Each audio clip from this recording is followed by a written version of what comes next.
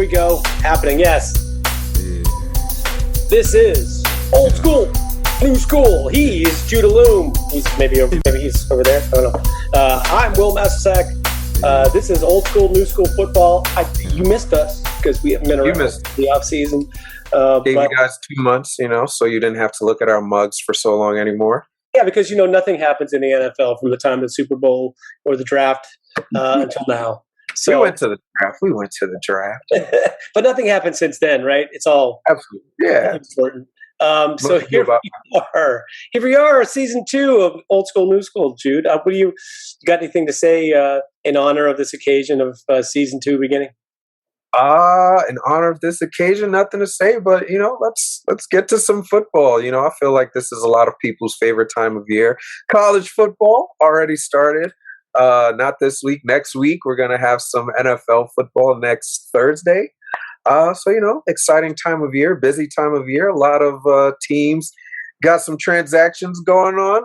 What do you think about the transactions you've seen so far? Cut day was this past Monday. A lot of people are without a job right now. Yeah, I mean, it's always this way in the NFL. There's always a lot of, people that are familiar names that make the cut list. Not everybody's gonna stay with the team. I mean, what's interesting to me is the number of, you can see this, we talked about this the last time with the draft, the number of wide receivers and running backs and stuff like that, that there are in the league, that there's guys being cut who, are really good players. It sort of feels like any team could pick up a player off the waiver wire for a wide receiver or running back. And then other positions like offensive line where nobody has anything. Like if you have 5 starters, you're in really good shape. If you have a good backup, you're like a top offensive line. In terms of surprise names, Cam Newton comes to mind. Not that I imagined that he was necessarily a lock to win that starting job, but I'm a little bit surprised that they didn't keep him long enough to be a sort of a veteran presence for Mac Jones. But maybe they didn't like the veteran presence, or maybe he was unvaccinated, and that's what happened. What do you think of that whole concept of the unvaccinated players losing the coin toss if it came down to for a roster spot? So, I mean, Belichick would never say, yeah, it's because he was unvaccinated. Unlike Urban Meyer, who's kind of going through it right now for saying, yeah, it definitely was a factor. But I think it's obviously going to be a factor, like the age-old saying, and it's tried and true. The best ability is availability. So now the way that they've structured it in the NFL is that it's going to be virtually impossible for you to sign somebody without and have them play that same week, because it'll be 5 days before they even get into a building. So the COVID thing is not going away. The vaccination thing is going to be a factor with everyone they sign and everyone they're letting go. But I will say, I don't think that was like the major factor of everything. I think partially related, Cam having to miss like 5 days of practice, and then they're going up against the Giants, and everyone is just saying up against those joint practices with the Giants. Yeah, Mac Jones looked phenomenal, and there were stretches where he just couldn't miss anybody. There were no balls that were out of place. He just looked like he had strong control of the offense. That's going to go into it because he's there looking great, and you're just not there to do something at all. You're not there to take those first team reps that you would have been taking, and it's going to Mac Jones. Mac Jones is taking it and doing the most with it. It's one of those things too, where it's like, what have you done for me lately? Even without this season, we're thinking, what has Cam done lately? It's last season. He didn't look all that great. Granted, down the stretch, he started to play better, but what the fans in New England are accustomed to are championships, and these guys didn't even make the playoff for the first time in such a long time. So you pair that with, him not being vaccinated or whatever his vaccination status is, and you just have the situation that we have here now. Cam gets cut. I wasn't expecting it. I felt, at the very least, he would have been a backup. He didn't sound like he was saying, no, I'm a starter or I'm out of here. But, that's just the Belichick way. He makes those moves. Nobody really knows why, and he'll never tell us why. Yeah. And I think Cam, since he hurt his shoulder the season earlier than that, so 2 years ago, has just not been the same player. It's like, Cam always had his strengths and weaknesses, but if you can't, NFL drive the ball in the middle of the field and you're not a really great anticipatory thrower, in other words, if he had the same sort of, ability as a anticipation thrower as even Mac Jones has. He could deal with the arm strength that he has, but for his play style, it doesn't really work that well, which is unfortunate because I think basically Cam's a good guy, and basically he is. There are a lot worse quarterbacks than he was when he was healthy, but yeah, I think it's just kind of reached the point where his high point would be sort of as a fill-in starter for some team, but not necessarily as a long-term starter. I feel like that kind of goes into something else too, like what you mentioned is just that, like, well, not that you mentioned, but that Mac Jones, he had great command of the offense and stuff like that. Mm-hmm. One of the things with Cam is, like, he said it himself, that he just never quite fully grasped that offense in New England either. So that's just a bad look, because here you have this rookie, he comes in, and he's got this command of the offense in one preseason, which you couldn't do in an entire season last year. Granted, last year there wasn't really any preseason for him to play around, but you were still the starter. You still had your training camp, however, different it may have looked. And for Mac Jones to come in and he's just got a grasp of the playbook, possibly even better than Cam at this point, I think that just kind of made the decision easier for them.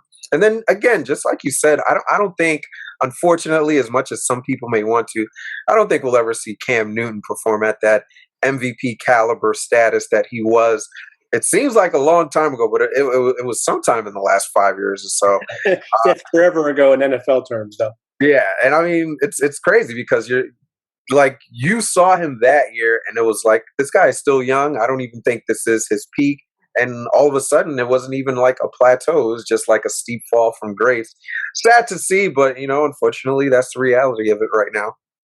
Any other cuts that you saw that kind of caught your attention? Well, cuts, just since we're on the Mac Jones subject, how about this? As a measurement of how loaded Alabama was, if you think about all of the top picks that they had 3 quarterbacks on their roster at one time who are all starters now in the NFL. Right. With Tua Tagovailoa, Jalen Hurts, and Mac Jones, which is amazing. And then they had Najee Harris and somebody else who was the number one the first running back picked, and then all the receivers and linemen. Yeah, I mean, let's just put it this way.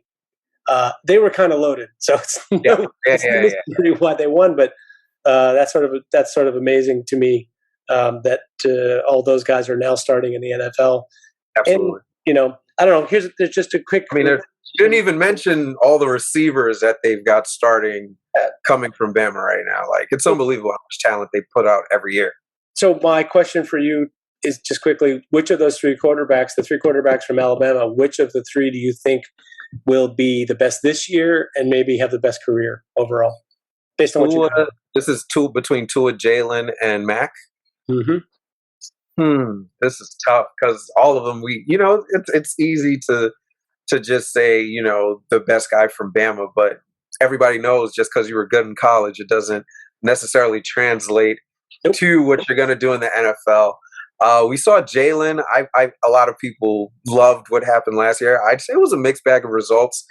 He was a big playmaker for Philadelphia. But the passing wasn't, up to par certain times. That one game he had where he just couldn't get anything going with his arm, but, he kind of kept the team there with his leg. I'm going to focus on what was going on with the arms. The reads weren't there. The turnovers were there, and that's troubling. But again, he was a rookie last year. No preseason, and he kind of just got thrown into the fire. So I won't hold that too much, but it's hard for me to say this is what he's going to be without seeing more of him. Tua, I'd say at least with Jalen, there were stretches where it was like, all right, I can see flashes of an elite NFL quarterback in this guy, but Tua he just looked lost last season. So I guess at the very least, he's going to be under Jalen for me, and then it's just the mystery that you have with Mac Jones. We haven't seen him play a down of real NFL football yet. I hate to see, granted, it's worth something, but I'm not one of those guys that's going to sit there and watch preseason football and say, okay, this is what's going to happen based off what happened with this guy going against 2s and 3s. He might have played against some 1s, but it's still like nobody's playing real defenses. Nobody's even really giving you their real offensive play call. So it's just a bunch of shell offenses and defenses. Yeah. And it's like, all right, Let's see what you can do with like all these basic things. I mean, to me, it's like That being said, if I got to choose one, I guess I'm going Jalen. I was just gonna say it's kind of like playing Madden on the easy mode, you know, where you should be able to make plays. If you can't even do it at Madden easy mode, you're not going to be able to do it in the regular season. Right. Mac Jones looked pretty good though on the Madden easy setting. I kind of feel like I'm not sure that any of them are going to be really great NFL quarterbacks, but I feel like Jalen Hurts will be at least a kind of quarterback who could get hot, you know? So somewhere in the, I don't know, maybe, I mean, a different style quarterback altogether, but like in the sort of Joe Flacco territory where if he has the right team, he could have a little run where he played really well and made some plays for you. And I just feel like you don't feel like you're dead if you're down a couple scores with Jalen Hurts. Right. He may not do it consistently every week, but at least he has the ability, it feels like, to make the plays, right? So, but that's a interesting question. I'm sure it's much like that, you know, for those of us back in the day, Ben Roethlisberger, Phil Rivers, and Eli Manning, you know, looking to see. Well, I mean, if these guys end up like those three, I'd say, you know, they're pretty happy about it. You know, 2 out of those guys gets championships. All of them were more than solid, more than capable, and put up great numbers for their teams, and all of them got to the playoffs. I guess Phil is the least decorated one since he never won a Super Bowl. But you know, 3 great quarterbacks if you want to compare them. I guess another way you can look at it too is like what's surrounding them could also indicate who's going to have the better, at least season, maybe not career, but who will have the better season. Yeah. I like Miami's defense. I like Miami's new toys that they've added. Sure. I like some of Philadelphia's pieces. Sure. Patriots, however, I'm not sure about their receivers. They added those 2 tight ends. Damian Harris is a serviceable running back.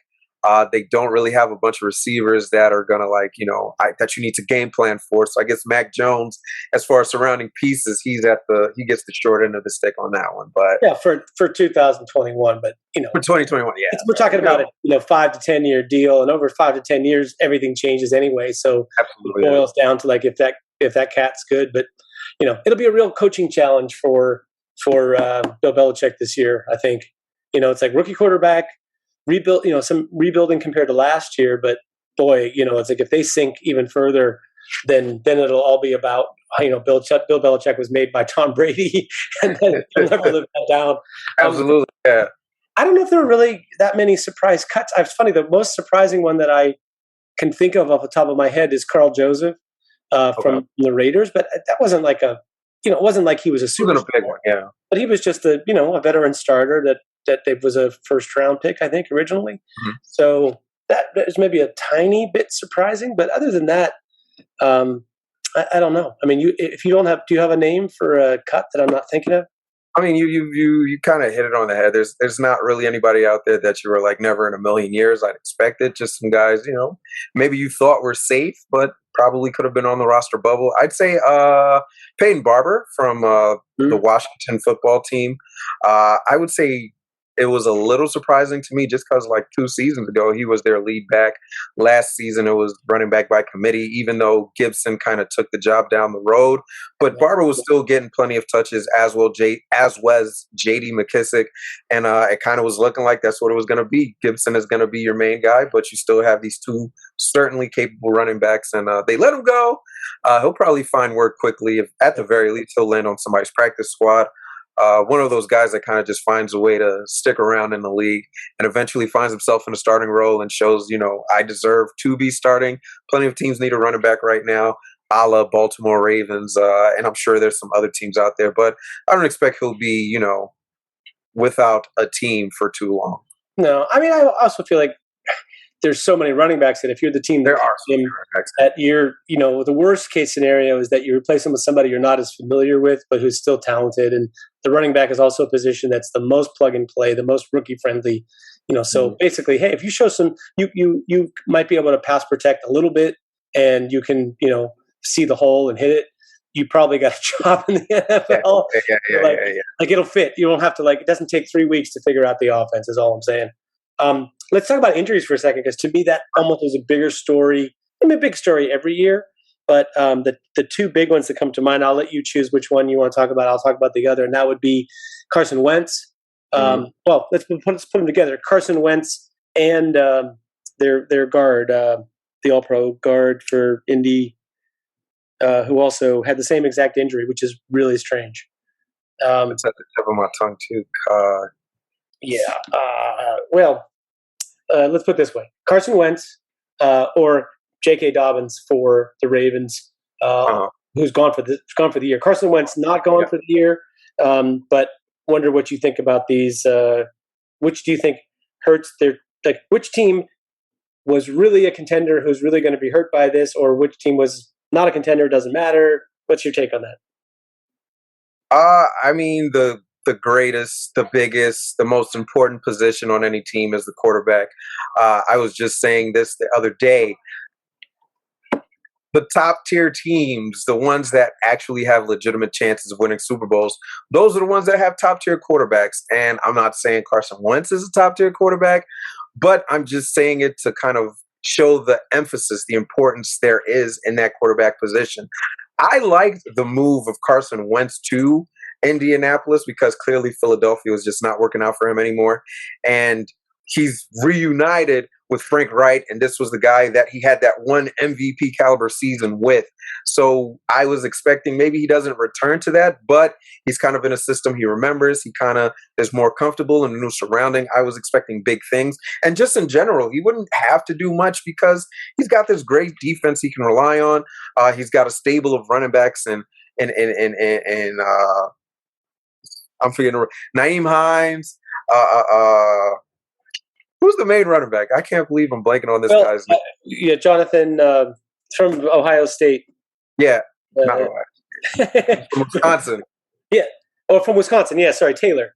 Jonathan Taylor. Jonathan Taylor. Thank you very much. By the way, Quentin Nelson is the guard that they. Quentin Nelson. Yes. So he's got these guys that he can rely on. Just hand the ball off to and take the pressure off of him. I felt like. By the way, Marlon Mack was a Pro Bowler like 2 years ago. Marlon Mack, yeah, he's coming back from injury himself, so he had weapons. T.Y. Hilton, he's a little bit banged up, not what he used to be, but still a receiver that you can rely on. They've got a couple second year in Paris Campbell. Well, Paris Campbell third year. Second year is. Oh boy, I just put my foot in my mouth on that one, huh? Paris Campbell? No. Paris Campbell's third year. I'm forgetting who the second year guy from USC is. This is unbelievable. Michael Pittman. Yeah. Michael Pittman. Nonetheless, basically, there are more than enough pieces there for him to be successful, so I feel like it's worse for him. Now, the thing is, he's got the foot injury, and there's just like no timetable on it. So it could be he's back by week 2. It could be he's back by November, December. So it's like it really depends on what he's doing in rehab, how it feels for him, and if he's willing to play with a little bit of pain. So hopefully, obviously, they would prefer that it's something more along the lines of flirt with the week 1 comeback, possibly get him for week 2.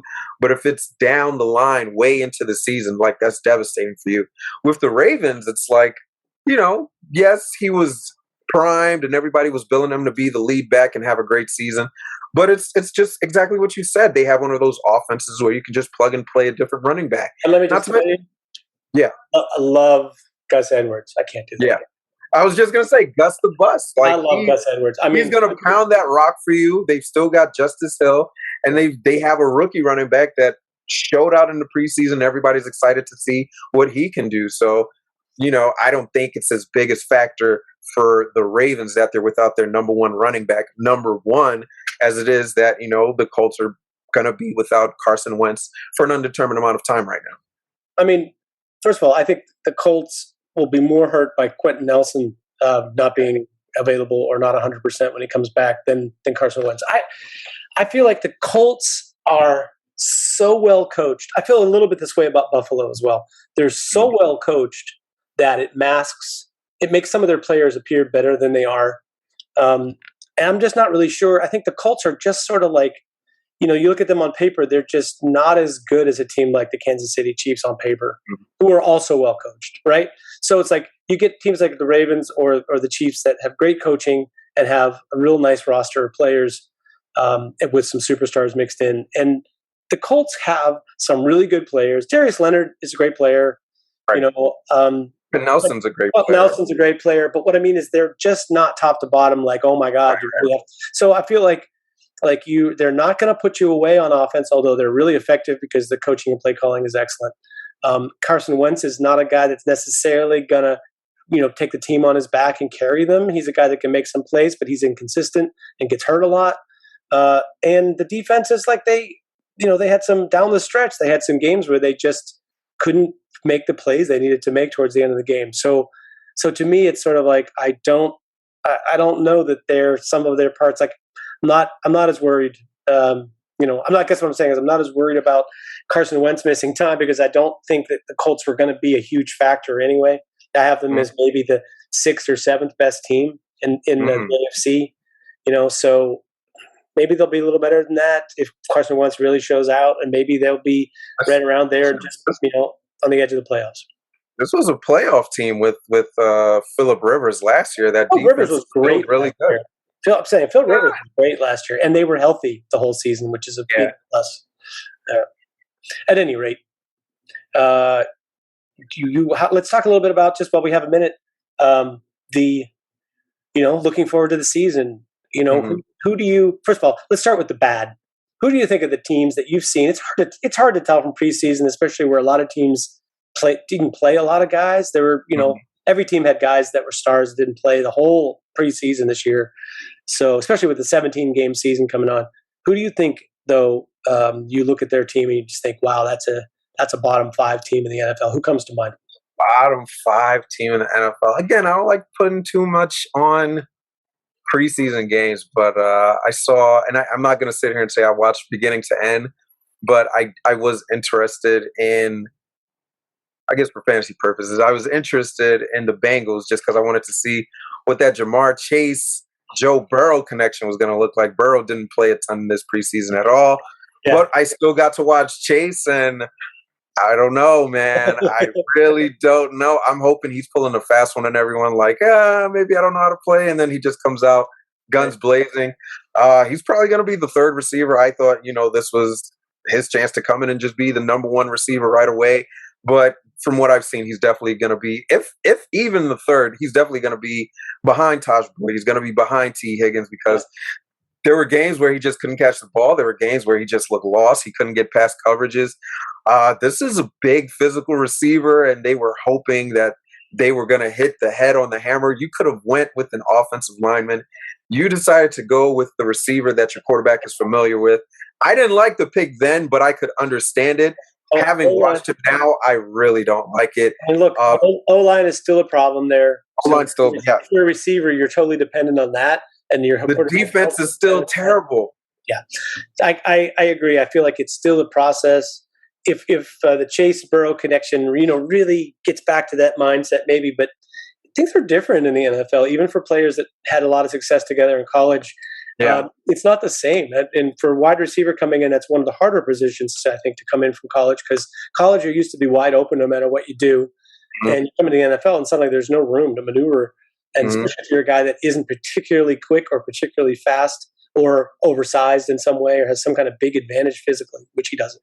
You're just running with guys that are keeping up with you step for step, so it's not as easy as it was in college. But just to answer your question, like I'm looking at this Bengals team, and you didn't add a bunch of pieces defensively. Your defense was terrible last year. You didn't do much to address that. Your offensive line got your quarterback beaten week after week until eventually he couldn't play anymore. Unfortunately, he had that season-ending injury.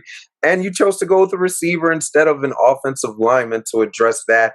There's just too many pieces missing for this Bengals team, and it's just not going to be easy to be a fan of the Bengals this season. What about you? Well, I'll give you 3, and you can come up with the 5th. When I say bottom 5. The 3 easy ones to me are Detroit, which even with Jared Goff, who I'm not a big Goff fan, but even with Jared Goff added to the mix, their roster top to bottom is pretty hideous. And I just feel like they're waiting for the number 1 pick next year. They sort of feel like they're going to be in that competition.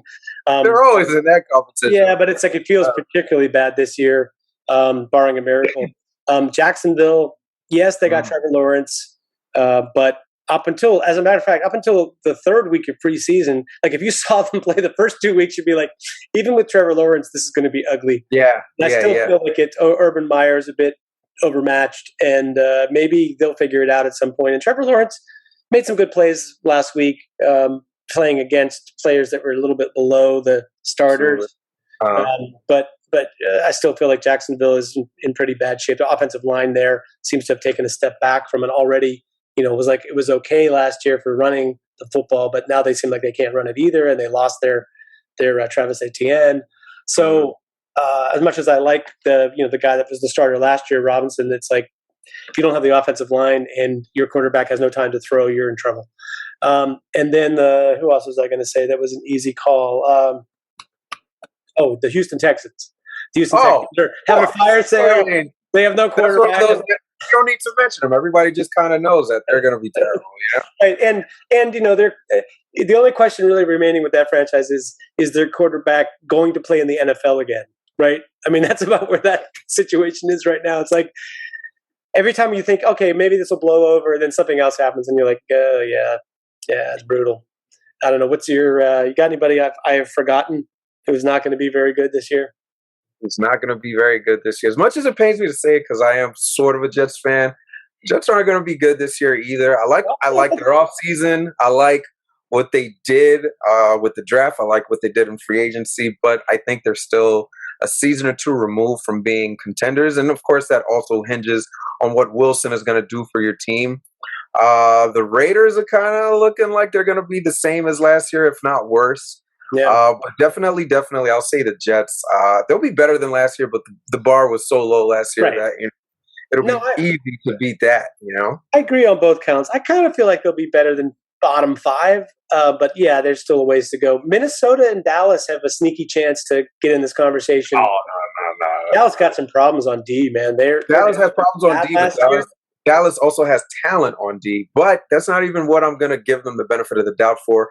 Undoubtedly, they've got probably a top 5 offense. All those linemen are coming back from injury. Dak is coming back from injury. Dak coming back? I mean, we haven't really seen him yet, have we? We haven't seen him, but at the end of the day, I mean, like, it's not like the guy was a rookie or something like that. But it's like he apparently has a bad shoulder to go with his rehab leg. I don't know. I don't think it's a sure thing.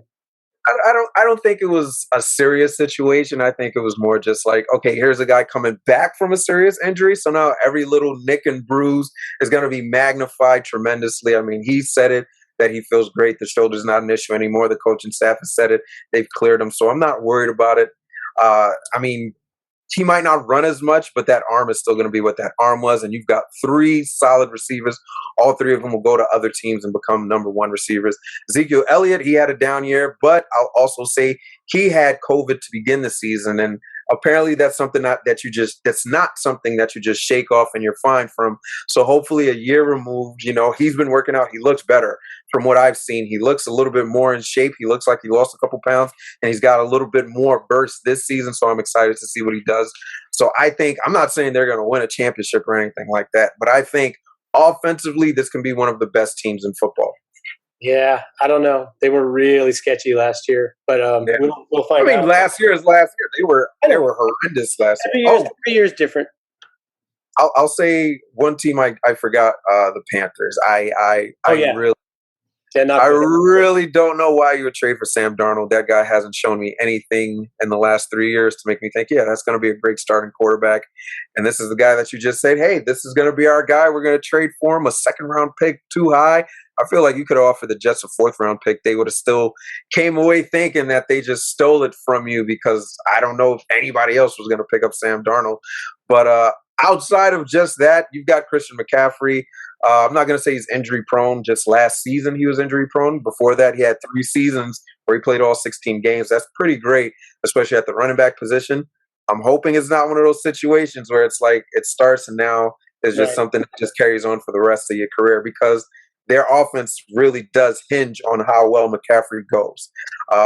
Defensively, I honestly couldn't tell you. I don't know if I'm just not thinking about it, but sitting here trying to give you one now, I couldn't tell you one stud on that defense that, people will maybe want a game plan for. I don't know. No, I don't see it. I think that's a good call. Jack Thompson? I'm not even, I'll be honest with you. I saw I saw them play once in preseason, and I don't remember anybody, that even players that were not playing that night, that I was like, oh yeah, they have that guy. So, off the top of my head, no. That doesn't mean they'll be terrible, but yeah, I just don't think it's in the cards for them. They're another team that will be contending towards the bottom. Quickly, let's talk about who are the teams we think are really good, and we can dip for just a second into unexpectedly good or unexpectedly bad if we don't hit on it in this part. But I'll go with the obvious answer. Not only did Tampa Bay win the Super Bowl last year, not only do they have Tom Brady, not only did they pretty much sign everybody back. They have all 22 starters. Pretty much. They have one of the better coaches in the league, one of my favorite coaches. Not only all of that, they've demolished teams in the preseason. like the moment that they had their starters playing, they just killed everybody. So I mean, everybody who's a fan of a team is a fan of they have a belief at the preseason that maybe this is the year for our team. Like if you think your team is good, you're like if everything breaks right, they can win. I'm a diehard Steelers fan, as you know. Right now, unless something changes, even if the Steelers have far exceed the expectations and they have a great season, I'm not sure how they. I know they've played Kansas City close in the past, even when Kansas City was really good. But Tampa Bay right now, like I just feel like, Mike Evans might seriously be the third option on their team for receiving. He's probably a future Hall of Famer. Antonio Brown is definitely the fourth option. He's definitely a Hall of Famer. So you put Scotty Miller out of these guys? I'm just saying. So Scotty Miller is your fifth option, maybe. It's ridiculous. And on top of that, their defense, has those coverage inside linebackers that everybody dreams of having. So it's hard to get them in packages and try to run on them and all that stuff. So anyway, Tampa Bay is an easy call for me. Otherwise, who do you like besides that obvious choice? Just quickly, I don't know, but I just got this feeling there's going to be a Super Bowl hangover in Tampa Bay. It sounds all good and dandy bringing everybody back, and I don't want to oversimplify it. I'm not sitting here thinking like they're not going to think, about how other teams are going to possibly stop them and then create ways to circumvent that. But, you're looking at the guys that you have. Every team sees what you've done well, and they're going to be game planning. And that's the thing about winning the Super Bowl. You've got that big target on you now, and everybody wants to give you their best shot week in and week out. And I just got this feeling there's a Super Bowl hangover just headed for Tampa. The obvious answer here, who else besides Tampa Bay, though, would be their counterparts that lost to them in the Super Bowl, the Kansas City Chiefs. Yeah, I mean they're absolutely going to be a great team. Yeah. But that's not who I'm going to go with. I'm just saying that's an easy answer there. Sure. I really like what the Browns have done. I feel like the Browns are a team that nobody's going to talk about, and I'm not going to sit here and lie to you. I'm not 100% sold on Baker Mayfield yet. But having said that, he's not the worst quarterback. He's probably the best quarterback that the Browns have had in the last 20 years or so. I feel like defensively, it's probably fair.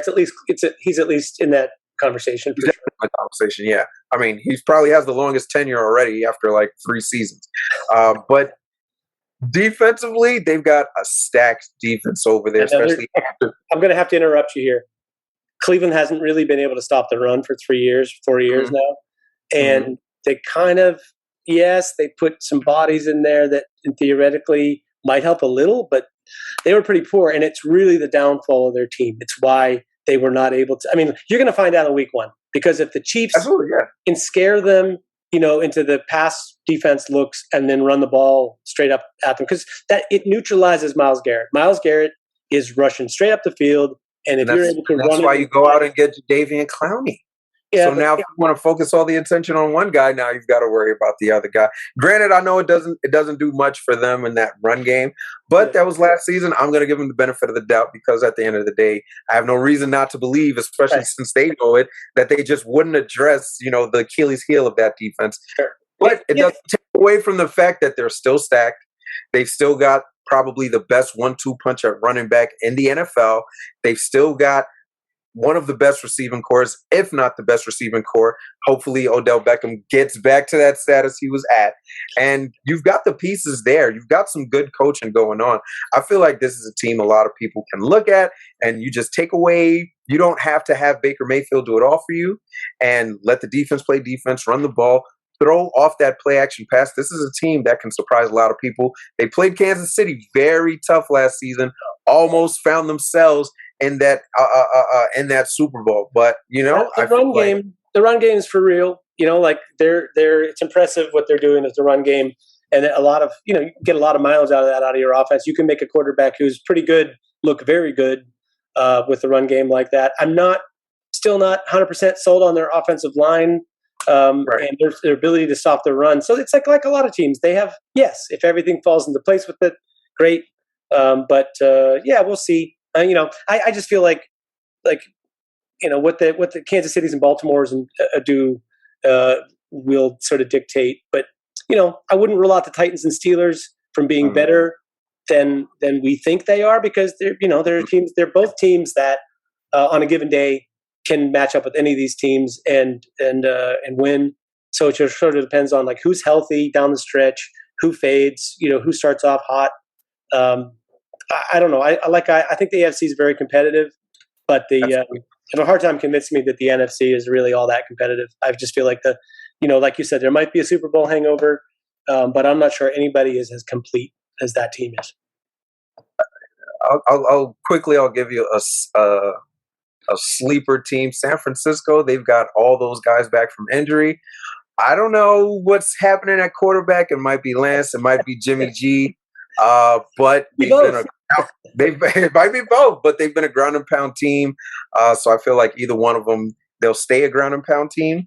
And they've definitely got weapons in Deebo Samuel, Brandon Ayuk, George Kittle, of course, haven't even mentioned him. That's a team that plays some great defense.